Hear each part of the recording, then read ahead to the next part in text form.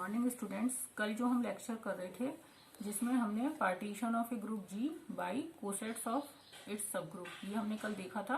और उसके बाद हमने एक डेफिनेशन देखी थी, इंडेक्स ऑफ ए सब ग्रुप इन ग्रुप जी।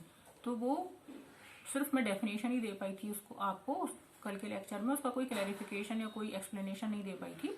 तो आज हम उसको कंटिन्यू करते हैं दोबारा इंडेक्स ऑफ एच एंड जी की डेफिनेशन के साथ। उसके बाद हम कुछ एग्जांपल्स देखेंगे और आज हम लैग्रेंजे थ्योरम को कवर करेंगे अपने आज के लेक्चर में। ठीक है, तो let's start with the definition of index of H and G. G हमारा एक ग्रुप है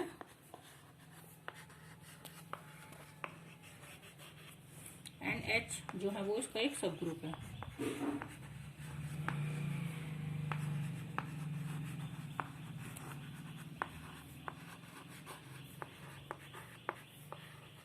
Then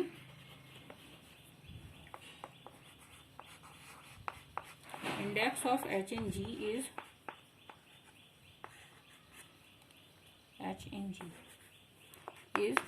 number of लेफ्ट और राइट कोसेट्स। कोई से भी आप लिख सकते हैं डेफिनेशन में, लेफ्ट और ब्रैकेट में आप राइट भी लिख सकते हैं, right cosets of H and G. ठीक है, और इसका जो सिंबल रहता है वो रहता है जी एच। इस तरीके से हम डिनोट करते हैं इसको, index of H and G. Definition मैंने कल आपको बताई थी, लेकिन इसके कोई एग्जाम्पल्स हम कल कंसीडर नहीं कर पाए थे, तो आज इसके एग्जाम्पल देख लेते हैं एक बार।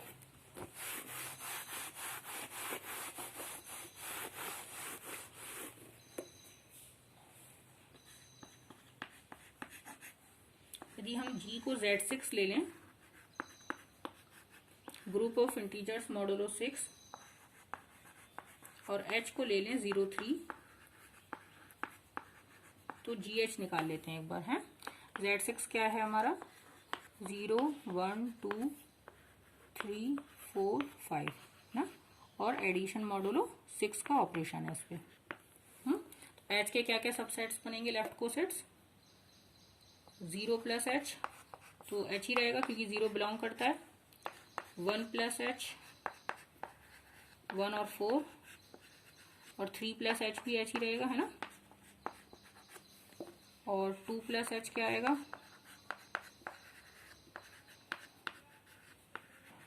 3 प्लस एच हो ही गया। 4 प्लस एच जो आएगा वो आएगा 4 और 7, 7 का 1 हो जाएगा, 4 और 1 यानी कि यही आ जाएगा। 5 प्लस एच करेंगे आप तो 5 और 8, और 8 में से 6 जाएगा 2, तो 2 और 5 यानी कि ये आ जाएगा। यानी कि इसके कितने डिस्टिंक्ट कोसेट्स बने, 3 बने, है ना। तो number of cosets of H and ji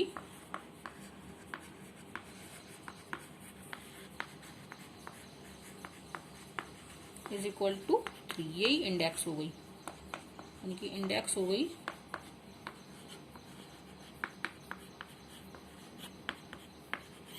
H की जी में जो इंडेक्स है वो 3 है। इसी तरीके से यदि आपने राइट कोसेट्स बना के देखेंगे तो वो भी 3 ही आएंगे। नंबर ऑफ लेफ्ट कोसेट्स और नंबर ऑफ राइट कोसेट्स जो होते हैं किसी भी सब ग्रुप के, वो बराबर होते हैं।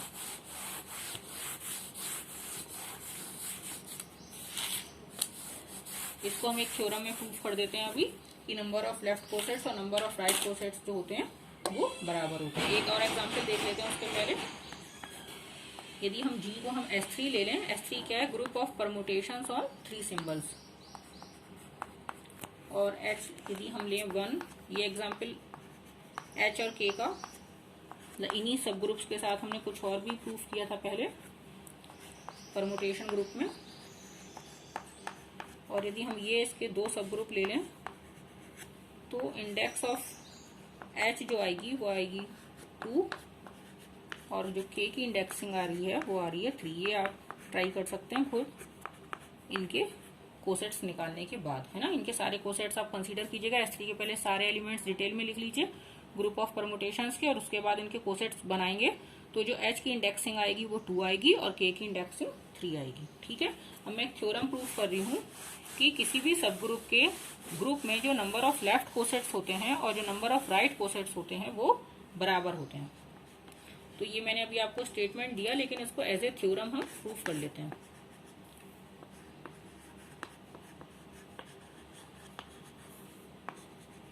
let H be a subgroup of G,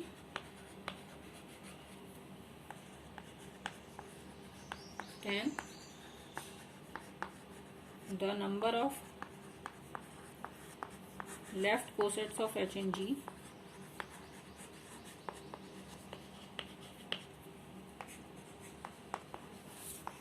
is the same as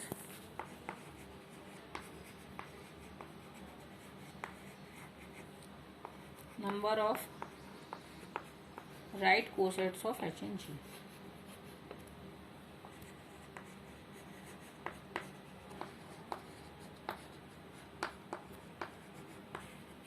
ठीक है, इसका प्रूफ कैसे करेंगे? हम जो लेफ्ट कोसेट्स का कलेक्शन है उसको एक नाम दे देते हैं और जो राइट कोसेट्स का कलेक्शन है उसको एक नाम अलग दे देते हैं। तो हमने LH इस तरीके से बना दिया, थोड़ा इटैलिक टाइप का। ये हमारे सारे लेफ्ट कोसेट्स का कलेक्शन है H के, और जो RH है be the sets of are left and right cosets respectively.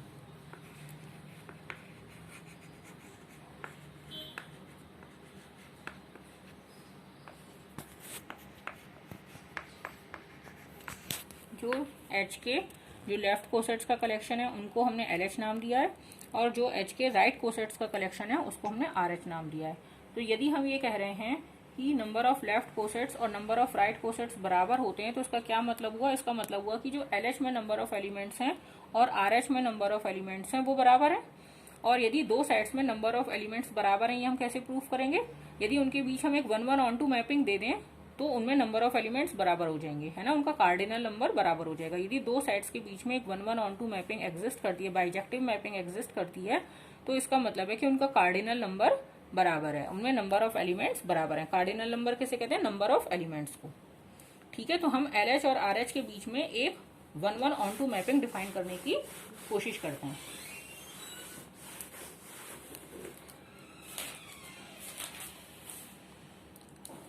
तो जो LH में एलिमेंट्स होंगे वो किस तरीके के होंगे? GH टाइप के, जहां G क्या है? कैपिटल G का एलिमेंट है। ये हमारा LH का कोई एलिमेंट है, H का लेफ्ट कोसेट्स है। तो हम एक मैपिंग डिफाइन करते हैं LH से फाई, एक मैपिंग डिफाइन कर रहे हैं हम LH से RH में। फाई GH हम इमेज लेके जा रहे हैं HG इनवर्स पे। ठीक है, अब हमने पीछे कल के लेक्चर में हमने एक थ्योरम प्रूफ की थी जिसमें हमने 5 स्टेटमेंट्स की इक्विवेलेंस दिखाई थी कि यदि एक स्टेटमेंट उनमें से ट्रू है तो बाकी चारों स्टेटमेंट्स भी फॉलो करेंगे। आप किसी भी स्टेटमेंट को शुरू करके और बाकी चारों स्टेटमेंट्स पे पहुंच सकते हैं। 5 स्टेटमेंट्स की एक थ्योरम थी कल, तो उसका हम यूज करेंगे इस करंट थ्योरम को प्रूफ करने में। तो ये हम पहले तो ये दिखाएं कि मैपिंग जो है वो वेल डिफाइंड है। वेल डिफाइंड होने का क्या मतलब होता है कि एक एलिमेंट की 2 इमेजेस नहीं जा रही। ऐसा नहीं हो सकता ना मैपिंग में। यदि ऐसा हो रहा है तो मैपिंग वेल डिफाइंड नहीं है। और यदि हमें मैपिंग वेल डिफाइंड है तो उसका मतलब है कि एक एलिमेंट की एक ही इमेज जा रही, 2 की एक जा सकती है लेकिन एक एलिमेंट की 2 इमेजेस नहीं जा सकती। तो कोसेट्स तो आपस में बराबर भी हो जाते हैं ना। तो यदि हम अलग अलग रिप्रेजेंटेशन से इनको दिखाएं तो इनकी अलग अलग इमेजेस तो नहीं जा रही है, मतलब एक से ज्यादा इमेजेस तो नहीं जा रही। ये हमें देखना है कि यदि G1H और G2H बराबर हों तो लिख लें पहले हम। First we show that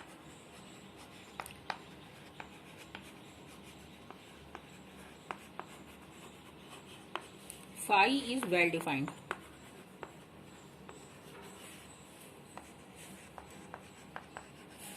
well defined होने का क्या मतलब है? दैट इज इफ G1H और G2H बराबर हैं तो phi G1H और phi G2H भी बराबर है। मतलब यदि एक ही एलिमेंट को आप 2 तरीके से रिप्रेजेंट कर रहे हो तो उसका ये मतलब नहीं है कि उसकी 2 इमेज बन गई। उसका मतलब यह है कि उसकी इमेज एक ही रहेगी। यदि G1H और G2H एक ही एलिमेंट के 2 नाम हैं तो उनकी जो मैपिंग जाएगी उसका भी एक ही पे जाएगी वो, है ना। इसका मतलब वेल डिफाइंड हो जाएगा। तो phi G1H होने का क्या मतलब है? phi G1H is equals to H G1 inverse और phi G2H is equals to H G2 inverse, है ना।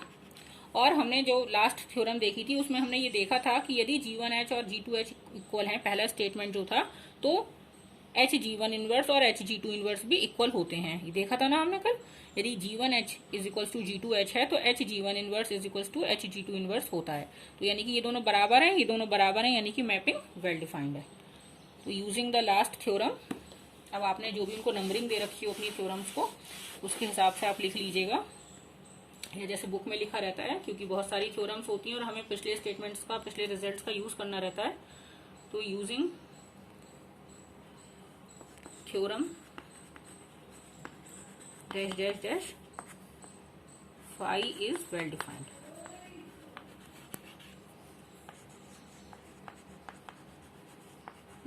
अब हमें दिखाना है कि फाई जो है वो 1 to 1 है।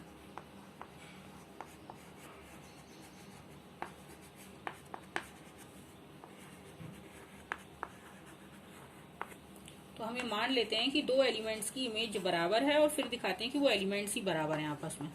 तो सपोज फाई G1H और फाई G2H बराबर जा रहे हैं, और अब हम ये दिखा दें कि ये दोनों एलिमेंट्स बराबर हैं, तो मैपिंग 1 1 हो जाएगी। यदि दो एलिमेंट्स की एक ही इमेज है और वो दोनों एलिमेंट्स कंसाइड कर जाएं तो यानी कि मैपिंग 1 1 हो जाएगी।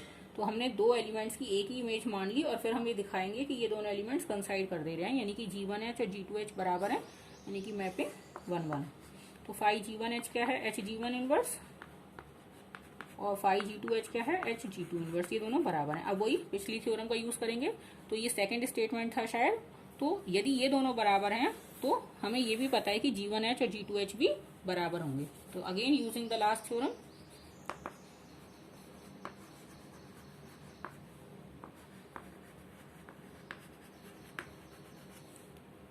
दिस implies दैट कि G1H is equals to G2H, है ना, यानी कि मैपिंग फाई जो है वो 1 1 है, that is phi is 1 to 1। हो गया। अब हमें दिखाना है कि मैपिंग जो है फाई जो है वो ऑन टू है। तो फाई ऑन टू होने के लिए क्या दिखाना होगा कि यहाँ पे कोई एलिमेंट है तो वो खाली नहीं रह रहा। हमारा जो कोड डोमेन में यदि कोई एलिमेंट है तो उसका एक प्री इमेज, मतलब उसका एक एलिमेंट ऐसा यहाँ एग्जिस्ट करता है जिसकी इमेज वहां जाएगी। तो phi is onto because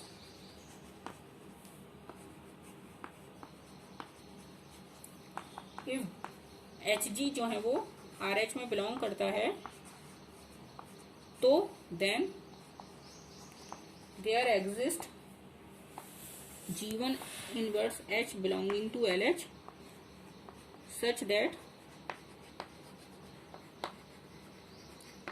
phi G inverse H is equals to H G inverse हो जाएगा, और वो इनवर्स का इनवर्स एलिमेंट सेल्फ होता है, तो ये HG हो जाएगा। यानी कि यहाँ कोई भी एलिमेंट है, कोई भी राइट कोसेट है, तो उसके करस्पॉन्डिंग एक लेफ्ट कोसेट एग्जिस्ट करता है जिसकी इमेज उस राइट कोसेट पे जा रही है। यानी कि मैपिंग फाई कैसी है, ऑन टू है।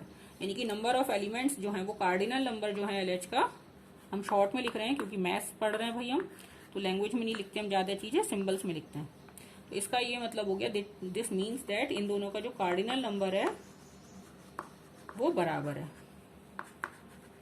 Number of left cosets of H in G is equal to number of right cosets of H in G। यानी कि हम कोई भी डेफिनेशन या कोई भी बात कह रहे हैं तो यदि हम लेफ्ट कोसेट्स के संदर्भ में कहें या राइट कोसेट्स के संदर्भ में कहें, उसका एक ही मतलब है। या तो हम सारी स्टडी अपनी लेफ्ट कोसेट्स को लेके कर सकते हैं या हम अपनी सारी स्टडी राइट कोसेट्स को लेके कर सकते हैं, तो वो दूसरे के लिए भी इक्वली फॉलो होंगी वो बातें।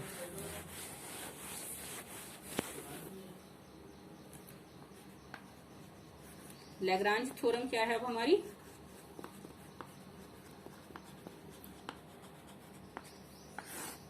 लैग्रांज थ्योरम ये कहती है कि late H be a subgroup of G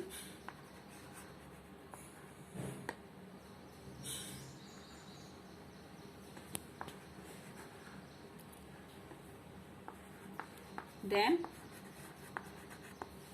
number of elements जो होंगे H में वो number of elements of G के जो है डिवाइजर होंगे। Then order of G must divide order of H must divide order of G। ये Lagrange theorem है।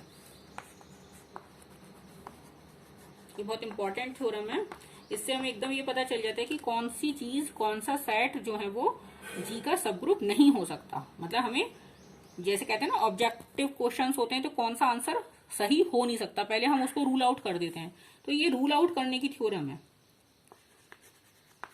ये रूल आउट कर देती है चीजों को कि कौन से जो सबसेट्स हैं वो जी के सब ग्रुप हो ही नहीं सकते, क्योंकि जिनका ऑर्डर यदि जी के ऑर्डर को डिवाइड नहीं कर रहा तो वो तो सब ग्रुप हो ही नहीं सकते, तो उनको आप खत्म कर सकते हो सीधे, है ना। ऑब्जेक्टिव क्वेश्चंस में जैसे करते हैं ना कि ये तो हो ही नहीं सकता आंसर, इसको पहले कट कर दो, फिर देखते हैं बकाया में कि कौन सा हो सकता है और कौन सा नहीं हो सकता। इसी तरीके से ये थ्योरम जो है वो रूल आउट करती है ऐसे सबसेट्स जिनका ऑर्डर जी के ऑर्डर को डिवाइड नहीं करेगा, वो तो सब ग्रुप हो ही नहीं सकते। लेकिन जिनका ऑर्डर जी के ऑर्डर को डिवाइड कर रहा है वो सब भी सब ग्रुप होंगे, ये जरूरी नहीं है, लेकिन इसमें आपको फिर चेक करना पड़ेगा। ये नहीं है कि यदि ऑर्डर डिवाइड कर रहा है तो सब ग्रुप होगा ही होगा, ऐसा जरूरी नहीं है। इसका कन्वर्स ट्रू नहीं है, लैग्रांजे थ्योरम का कन्वर्स ट्रू नहीं है। उसको हम एक एग्जाम्पल के द्वारा दिखाएंगे, लेकिन इसको थ्योरम को प्रूव करने से पहले हमें एक और सब थ्योरम या लेमा कह लीजिए वो प्रूव करना पड़ेगा, उसके बाद हम इसकी मेन थ्योरम पे आ पाएंगे, ठीक है। But the converse of Lagrange theorem is not true. पहले हम इसको पूरा लिख देते हैं, इसके स्टेटमेंट को।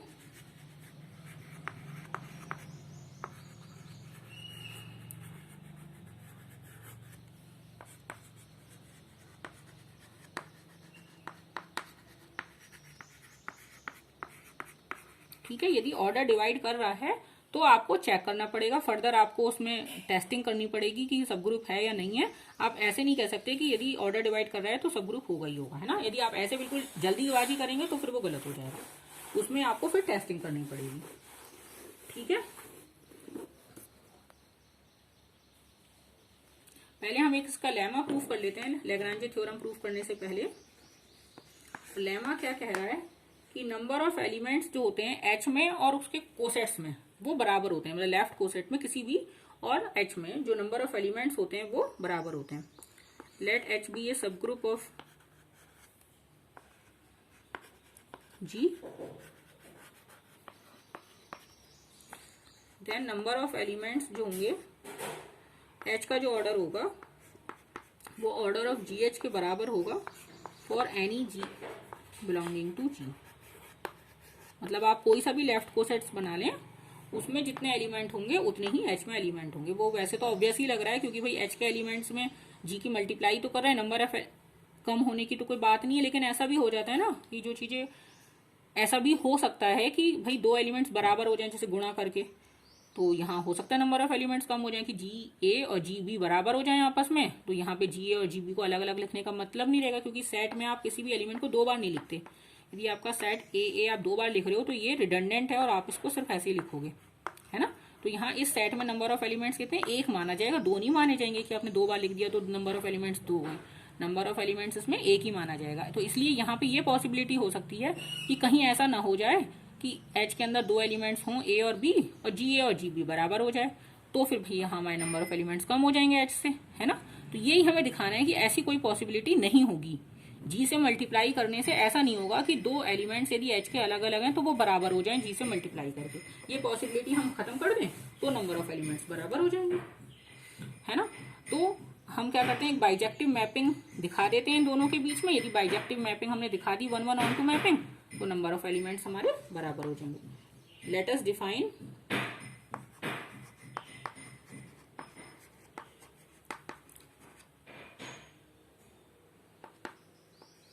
एच से जी एच में एक मैपिंग दिखा दी हमने, फाई एच की इमेज ए की इमेज जी ए पे दिखा दी, है ना।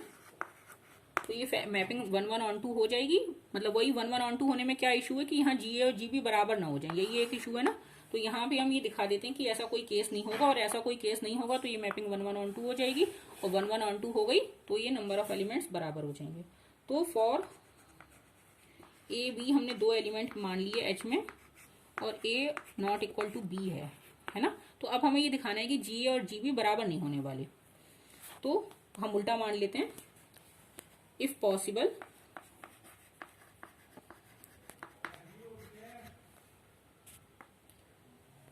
Possible let us suppose